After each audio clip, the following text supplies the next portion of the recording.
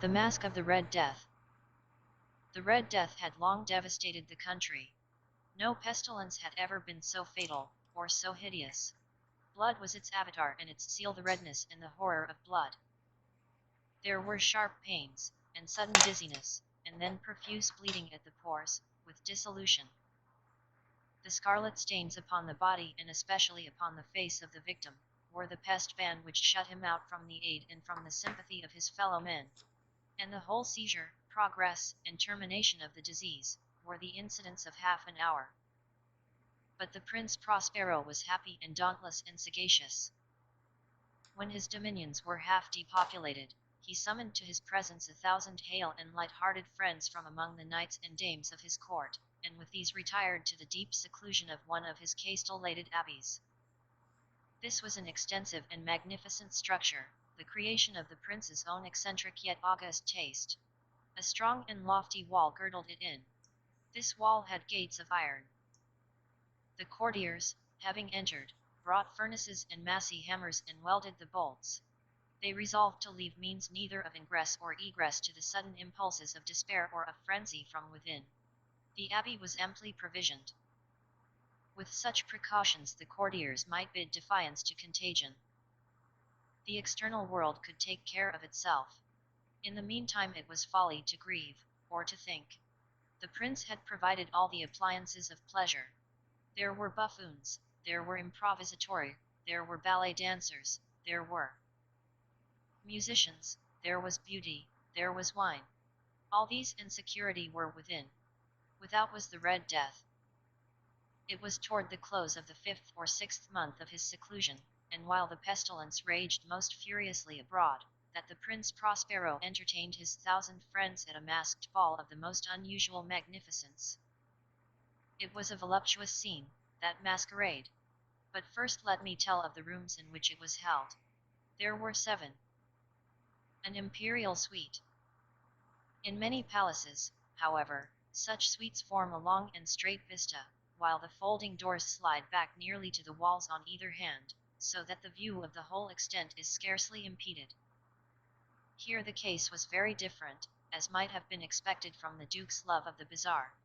The apartments were so irregularly disposed that the vision embraced but little more than one at a time. There was a sharp turn at every 20 or 30 yards, and at each turn a novel effect. To the right and left, in the middle of each wall, a tall and narrow Gothic window looked out upon a closed corridor which pursued the windings of the suite.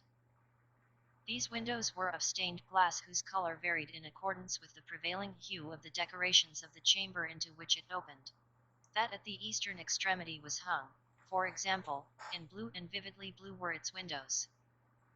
The second chamber was purple in its ornaments and tapestries, and here the panes were purple. The third was green throughout, and so were the casements. The fourth was furnished and lighted with orange, the fifth with white, the sixth with violet. The 7th apartment was closely shrouded in black velvet tapestries that hung all over the ceiling and down the walls, falling in heavy folds upon a carpet of the same material and hue. But in this chamber only, the color of the windows failed to correspond with the decorations. The panes here were scarlet, a deep blood color. Now in no one of the 7 apartments was there any lamp or candelabrum. Amid the profusion of golden ornaments that lay scattered to and fro or depended from the roof, there was no light of any kind emanating from lamp or candle within the suite of chambers. But in the corridors that followed the suite, there stood, opposite to each window, a heavy tripod, bearing a brazier of fire that projected its rays through the tinted glass and so glaringly illumined the room. And thus were produced a multitude of gaudy and fantastic appearances.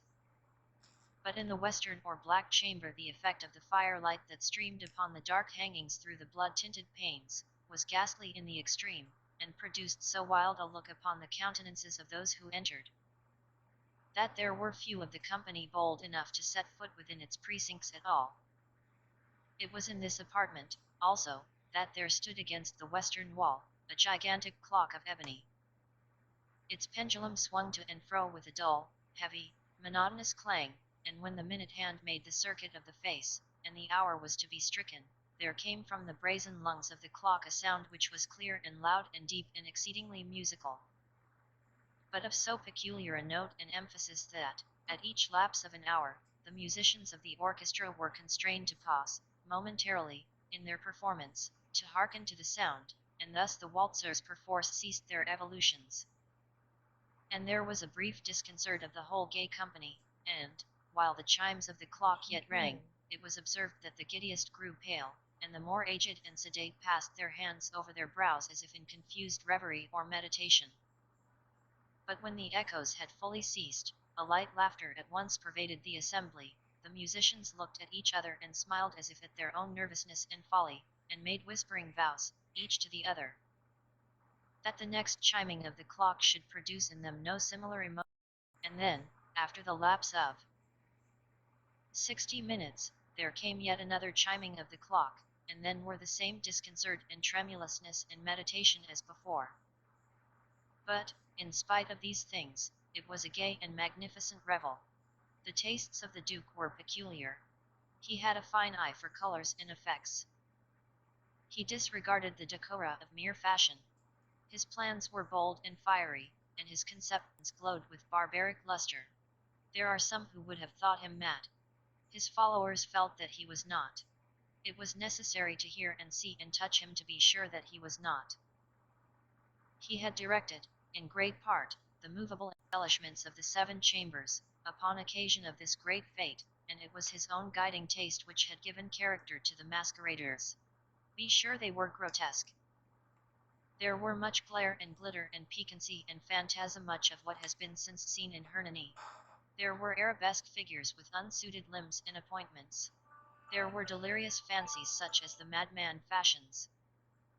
There was much of the beautiful, much of the wanton, much of the bizarre, something of the terrible, and not a little of that which might have excited disgust. To and fro in the 7 chambers there stalked, in fact, a multitude of dreams.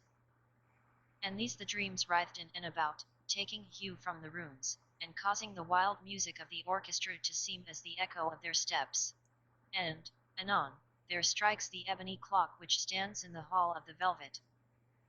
And then, for a moment, all is still, and all is silent save the voice of the clock. The dreams are stiff frozen as they stand.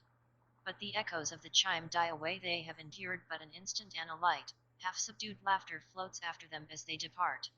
And now again the music swells, and the dreams live, and writhe to and fro more merrily than ever, taking hue from the many-tinted windows through which stream the rays from the tripods.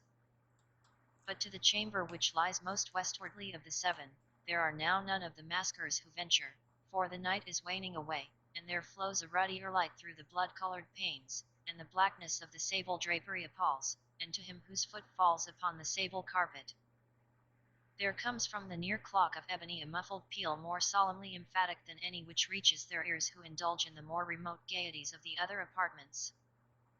But these other apartments were densely crowded, and in them beat feverishly the heart of life. And the revel went whirlingly on, until at length there commenced the sounding of midnight upon the clock. And then the music ceased, as I have told, and the evolutions of the waltzers were quieted, and there was an uneasy cessation of all things as before. But now there were 12 strokes to be sounded by the bell of the clock, and thus it happened, perhaps, that more of thought crept, with more of time, into the meditations of the thoughtful among those who revelled. And thus, too, it happened, perhaps, that before the last echoes of the last chime had utterly sunk into silence, there were many individuals in the crowd who had found leisure to become aware of the presence of a masked figure which had arrested the attention of no single individual before. And the rumor of this new presence having spread itself whisperingly around, there arose at length from the whole company a buzz, or murmur, expressive of disapprobation and surprise, then, finally, of terror, of horror, and of disgust. In an assembly of phantasms such as I have painted, it may well be supposed that no ordinary appearance could have excited such sensation. In truth, the masquerade license of the night was nearly unlimited, but the figure in question had out-Heroded Herod, and gone beyond the bounds of even the prince's indefinite decorum. There are chords in the hearts of the most reckless which cannot be touched without emotion. Even with the utterly lost, to whom life and death are equally jests, there are matters of which no jest can be made. The whole company, indeed, seemed now deeply to feel that in the costume and bearing of the stranger neither wit nor propriety existed. The figure was tall and gaunt, and shrouded from head to foot in the habiliments of the grave. The mask which concealed the visage was made so nearly to resemble the countenance of a stiffened corpse that the closest scrutiny must have had difficulty in detecting the cheat. And yet all this might have been endured, if not approved, by the mad revellers around. But the mummer had gone so far as to assume the type of the Red Death.